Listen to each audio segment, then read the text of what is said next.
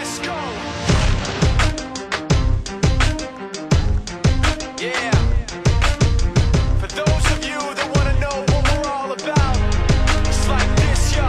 This is 10% luck, 20% skill, 15% concentrated power of will, 5% pleasure, 50% pain, 100% reason to remember the name. Yo, this is DJ, the eBay Pirate. Give me some more tips and advice on how to stay alive on eBay. I'm going to ask a few of you out there to help me out on a project, a research study that I'm trying to conduct regarding eBay and DSRs.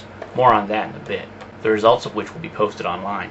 Okay, so I see a lot of videos complaining about eBay's DSR system, but do you really know just how biased it is? Hand in hand with that is a carrot to eBay's carrot and stick approach to child management, the often praised PowerSeller discount. Believe me folks when I tell you, there is no such thing as a PowerSeller discount, and I'll explain why. To really follow along with this video, you'll want to head over to my website and download the Excel spreadsheet entitled Computing Possible DSR Values. The link is on my Useful Files page, but I'll leave it on my homepage for a while after I post this video. So here's the assumptions I am making, which I consider quite typical for your small to medium eBay seller. They are selling 100 items a month. They are making a $3 handling fee per item, which is what I recommend. So right now, without any discounts from eBay, I am making an extra $300 a month, which really just goes to cover their outrageous fees. Now, how much would I have to incur in fees to get the equivalent amount of savings in PowerSeller discounts? First, you have to remember that you have to average a certain amount of sales every month to even be considered for discounts, usually about 4 months worth of sales. So even though you are actually paying these high fees, it could be months before you actually get any discount whatsoever. A quick glance at my chart shows you that to get $300 in savings, you would have to rack up over $6,000 in fees at the 5% discount level. Even at their highest 20% fee discount, you would still have to rack up $1,500 in fees to qualify for a $300 discount. Please note that I said total fees, not total sales. So why do you want to pay eBay $38 an hour to work for them? You're asking, where did I get $30? Simple. Take the $6,000 in fees, divided by 160 hours a month, and give or take 40 hours a week. That breaks down to $37.50 an hour, folks, that you are paying eBay to give them money. Now, some of you may be saying, I'm a great seller. I can get that 4.9 to get that 20% discount.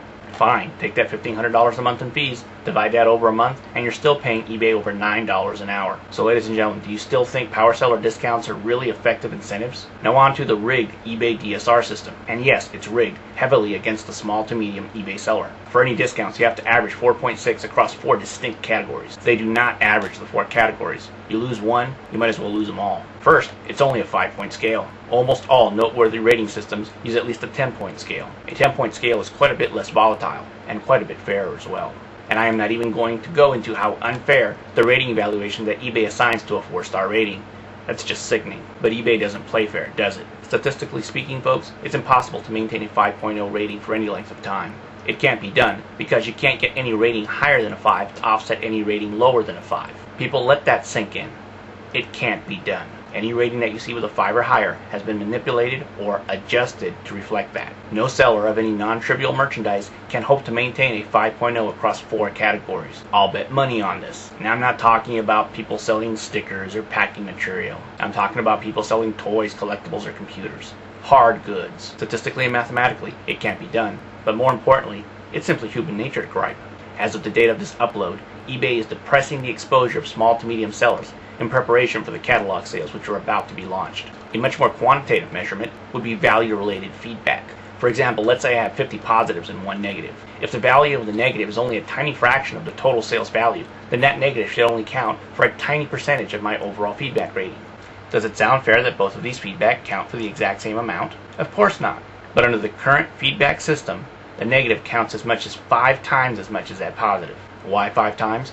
Because a negative response can ding you in 5 different ways, once on your feedback and 4 times in your DSR ratings. But here is the real secret on why DSR ratings are designed to kick off small sellers. The way the feedback system previously used to work is it would give a positive reinforcement to the person leaving that positive feedback, the expectation of return positive feedback. A buyer would be motivated to leave positive feedback if for no other reason than to receive positive feedback.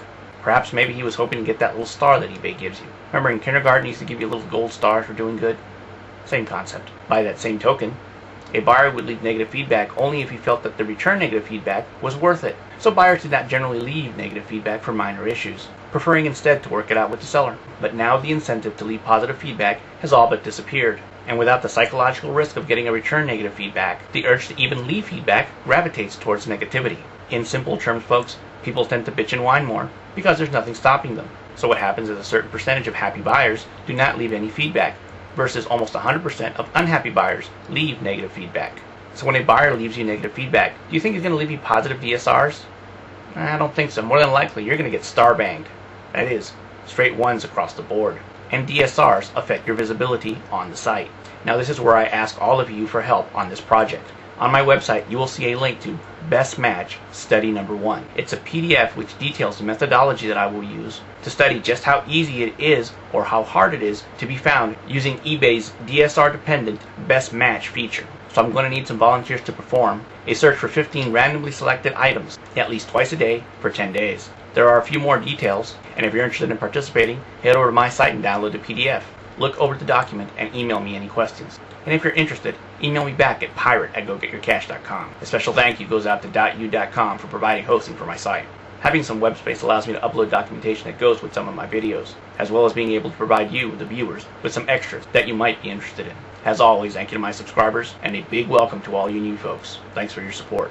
I'm going to continue to tell it as I see it. Be sure to subscribe and rate. This is DJ the eBay Pirate. Peace out.